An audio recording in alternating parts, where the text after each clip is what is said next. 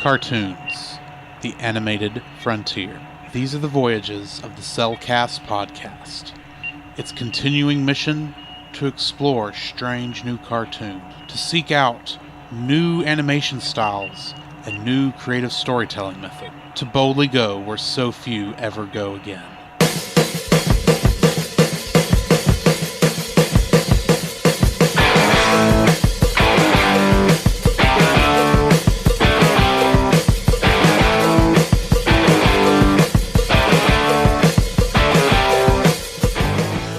Welcome to another episode of the Cellcast Reaction. Joining me today is a man who's feeling a little creepy and kooky.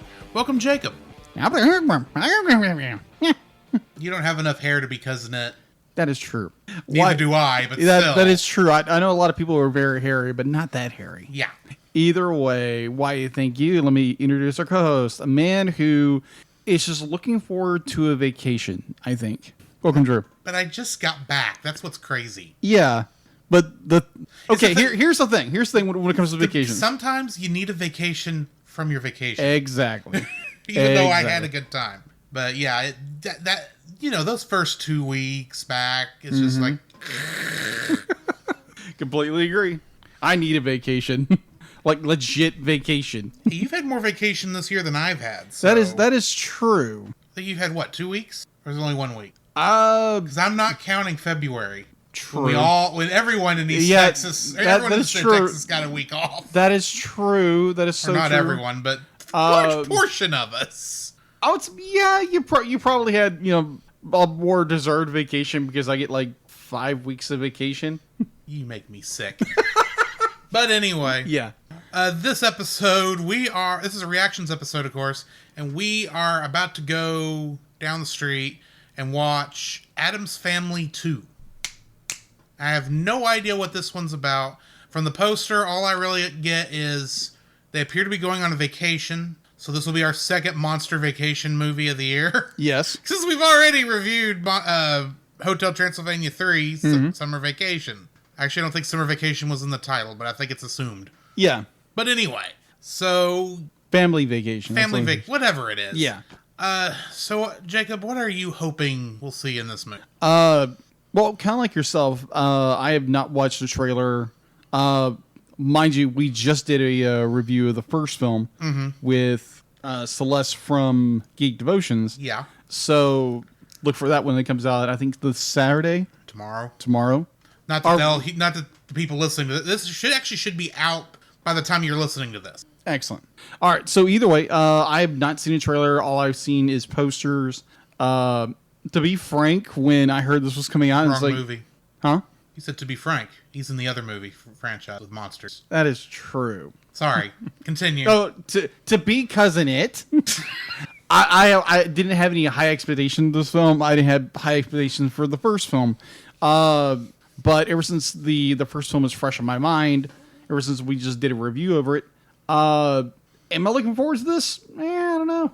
It's just it depends on what direction this story goes, and are they doing a vacation film? And there again, going in completely blind, have not watched the trailer at all on this, so I'll let you know when we get back from the break. Yeah, I mean, if I were to summarize my thoughts from the review, the first movie was a movie with potential that just for me never seemed to fulfill it. Yeah, depending on how this goes, if it's got a little meat behind it, maybe a little more meat behind it, or maybe just some more jokes behind it, one or the other, because this kind of this movie kind of tried to do both at the same time and just did neither one very well, in my opinion. Agreed. So I'm hoping that either they'll pick one, or maybe they'll give both a good oomph, and it will be a good movie all the way around, no matter how you look at it. I don't know. I'm just hoping like every time I go see a movie, I'm just wanting it to be a good movie. Yeah, agreed. You want an enjoyable experience in the theater. You don't want to feel like you just wasted an hour and a half, well, depending on the movie, 3 hours of your life. Not that this is a 3-hour movie. I think this is just another hour and a half. But still, you want it to feel like you made a good investment. Yes. Now, granted, this is a good investment for us because this is content for the podcast and for you and for y'all. But I kind of want this to be good I kind of want it to be better than just good content. Waste. You know what I mean? I don't want it to be a waste. Feel like a waste at all. Right. Totally get it. Is it so bad to want the movies, every movie I go see to be excellent? May not be nice, but may not be practical, but yeah. But anyway, so yeah, I would. There again, I'm not a person who wagers money at all, but it's been proven many times it's a good thing I'm not a betting man. Exactly, because I've lost so many non-bets. The track record of the first one, again, having no context of what the second one's about, having seen the trailers, the hope and the prayer, it's a better film because you see that a lot. Like some sequels are actually better than their predecessors. So I have a slight. I'm not saying I just lost my words. I'm not wagering it's better. But you're hoping. I'm hoping it's better. It's better. For everybody's sake, even if you like the first movie, I want it to be better than the first one. Yeah, exactly. It's just nature of the beast. Mm-hmm. But anyway, I guess that's all we really have on this part of it. So join us here in a couple minutes, and we will start talking about it once we get back from the theater. Yep. And we're back. That was a lot better than I was expecting it to be. Completely. Wow. Yeah. I'll just say this: if you watched the first Addams Family and you had similar thoughts to me and Jacob, you might like this one a little bit better. Yeah, just I don't know what happened in the year between when that movie came out and this one did. Oh, 2 years actually. 2 years, but good night. That was actually done very well. For what it was. Like you had similar to what the first one did. Be like you had quite a few plot threads that were completely dropped. You had and this one be like every little thing they brought up, they brought back up at the end. Yeah. They solved it. Shoot, even the stupid... Well, no, we won't get to that. Yeah. Don't want to spoil anything. But yeah, I guess when it comes right down to it, if you want to know if you need to go see this film, or if like I said, if you like the first one, you'll definitely enjoy this first one. You'll definitely enjoy this one. And if you kind of were a little iffy on the first one, you might enjoy this one better. They really stepped up their game on this Most one. definitely. So yeah, you ready to jump into the spoiler reaction on this? Sure. Okay. Ba-da-da-dum. Da-na-na-dun. Da-da-da-dun. Da-da-da-dun. Da-da-da-dun. The following is a spoiler-filled review. Be careful when you listen to The Addams Family. Too Neat.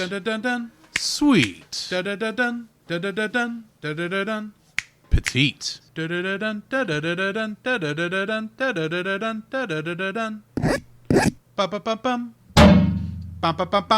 I'm sorry. I had too much fun making that in the first place. Yes, you did. Apparently, I had to use it here, and it made sense. Yes, it did. So, good night. This movie was so much better than the other one. They pulled together every plot thread. They did. That they had from the very beginning.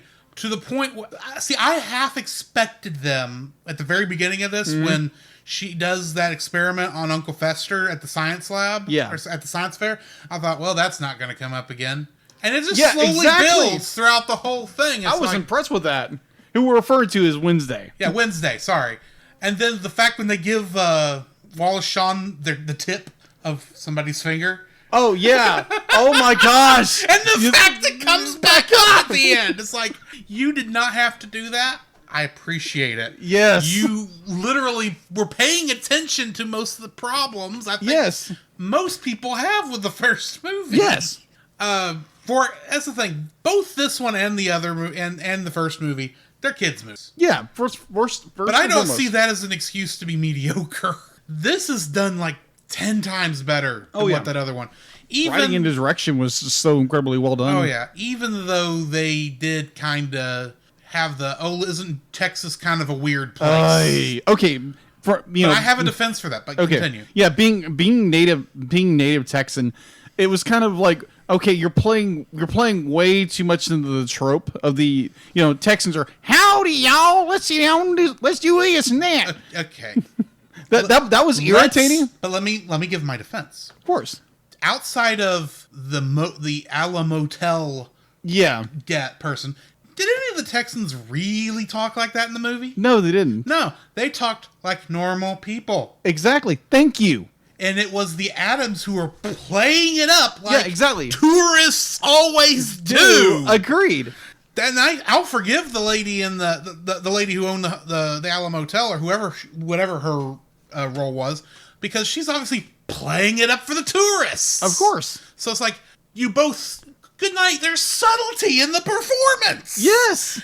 You look back at the first movie where there's no subtlety anywhere. True. And it's like, what happened here? Yeah. How did you go from being mediocre to good? Exactly. Filmmakers. And it makes me just sit here and wonder, how bad was the studio system over these people during the first movie? Yeah, because I suspect that's a lot of the problems with it. Is it feels. If you remember what I said on that review, it felt like there was more than one writer. Oh yeah, even though there wasn't. I think that's why. It's because there were forced changes thrown into that first movie that I feel like because of COVID. Yeah.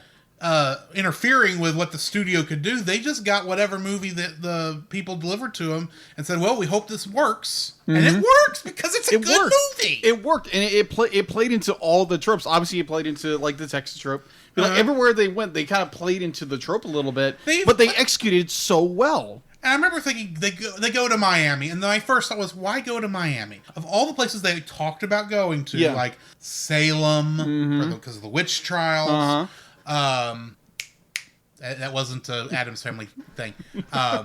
Where was the second place? Where was the second place they went to where they were telling the scary story? Sleepy Hollow. Sleepy Hollow. Like Sleepy Hollow. The Alamo, I follow, and they're going to Death Valley. Yes. It's like, you know what? All these creators, why go to Miami in the middle of that? And that's when it hit me. Miami is the tip of the Bermuda Triangle. Of course! They would go to the Bermuda Triangle, and that's the only spot where it intersects the continent. Right. And of course, that's where they pick up Cousin Snoop Dogg. Cousin Snoop Dogg.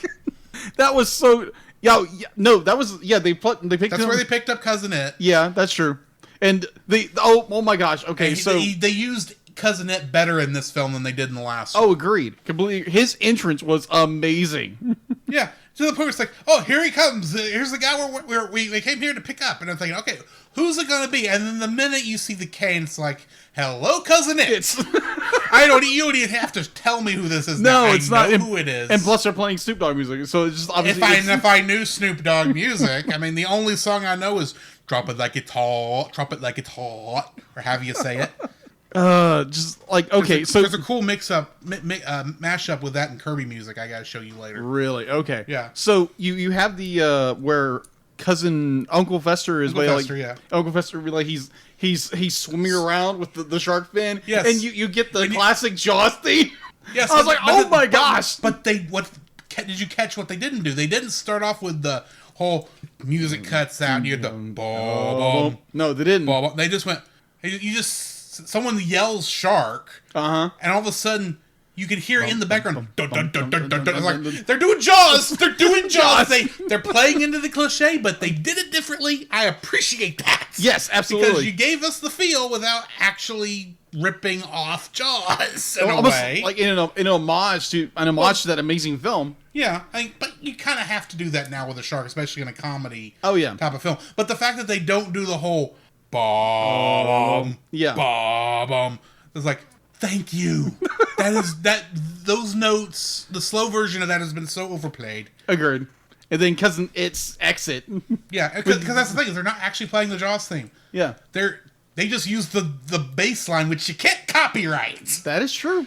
Anyway, sorry. That is so true. And then you get Cousin It's Exit, where it's his private jet coming in, and it sounds like Danger Zone. Like Danger Zone, but it's not Danger Zone. It's copyright free. But at the same time, it's like you just half expect here on the radio, we're just going to buzz the tower. Or exactly. Sorry, let me rephrase. And we're going to buzz the Grand Canyon. That's what I kept thinking. But now I have a small issue, but I can kind of throw cartoon logic in and let this go. Yeah. I don't care how fancy your Learjet is. You can't take off and land in that short amount of space. Can't.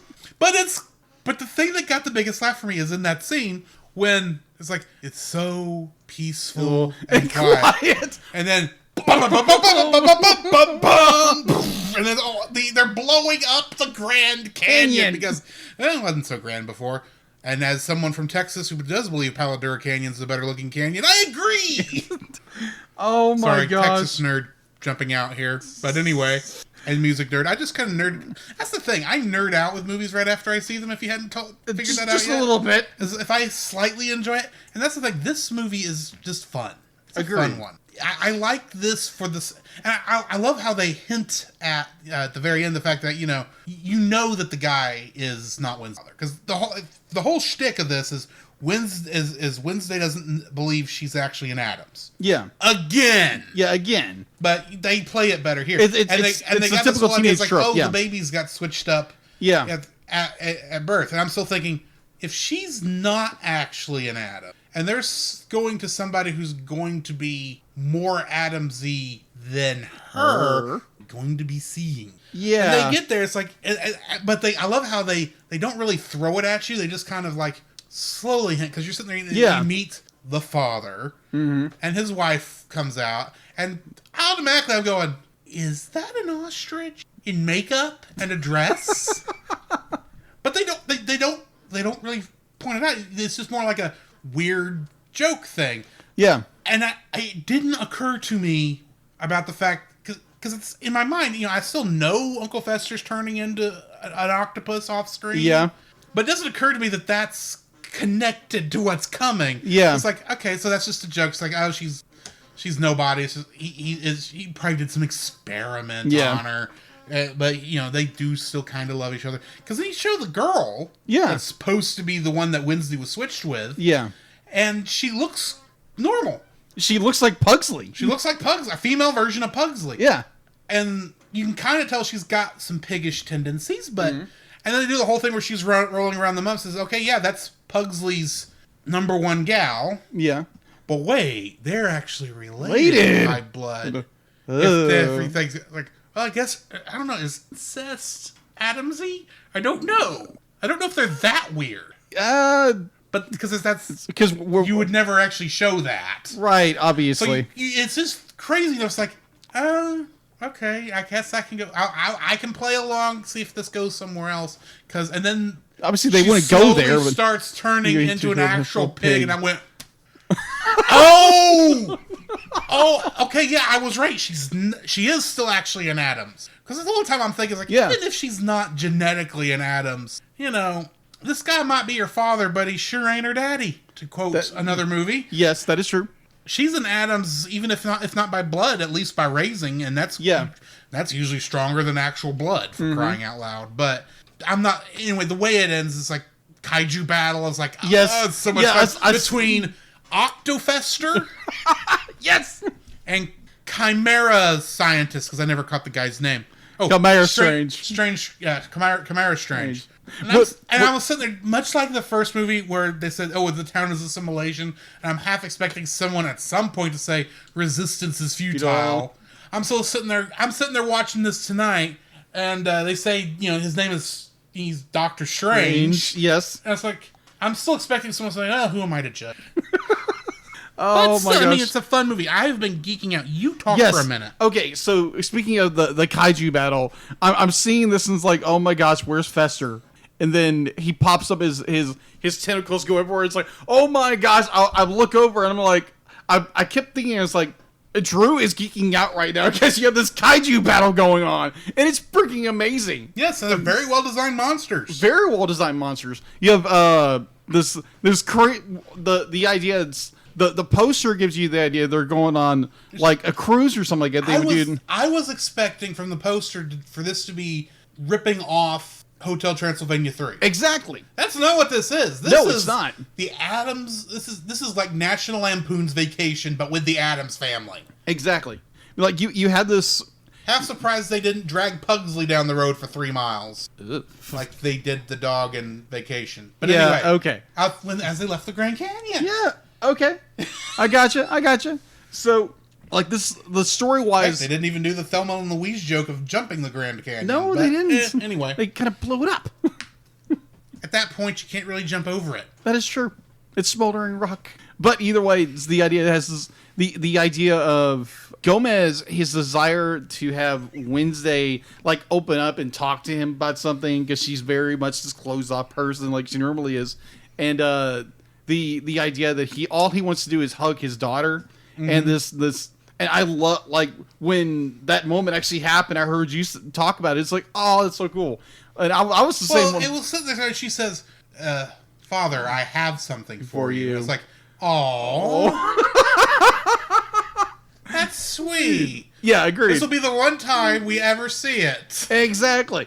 It's just this idea of like it's a father desperately wanting to gain the attention, gain like the favor of his daughter, and this be like, am I really who I am? Be like that whole debate and question of, I think even in the first one, Wednesday kind of questioned that in some ways. This idea of be like, I'm not. Thing. The first movie, she's not wanting to be like the rest of her family. Yeah, exactly. She's wanting to spread her wings. Exactly. And this one, she's like, well, I don't feel like I'm part of the family. Yeah. I feel like I'm supposed to be out there. Yeah. And I'm like, girl, you are out there. Just come back. Yeah, just stay with your family. Just admit you are weird. Save it for the third movie when you're going to be going off to college, I assume, and you'll meet a boyfriend to fall in love with, and Gomez will just get angry that someone's stealing his little ghoul. Yeah. And please let that be an Edward Cullen ripoff, please, because that would be funny. That would be hilarious, absolutely hilarious. And then she goes with Jacob. Yes. Or the Jacob equivalent, I should say. Yes, he turns into a werewolf or something like that. But ironic, but he's not called Jacob, because of course you can't really. Yeah. You name him Eddie. And he's kind of comes from a ghoulish family too, like the Munsters. But anyway, I don't know who owns the rights to the Munsters in terms of producing, but work together, people. But either way, because that's how you do one of these Avengers style crossovers. Yeah, Spaceship Legacy. But overall, amazing film. You have just amazing writing, amazing like everybody stepped it up. The idea that, like we were talking earlier, the fact that this was made during COVID, and so you have like more artistic freedom. You have story wise, like all the story beats they bring up, it's all brought back and everything's brought full circle. You have the music is like, okay. There's a lot of jukebox musical. Yeah, to there's it, a lot of jukebox, and obviously we would have the butler. What's his name? Lurch. Yeah, Lurch would be like, show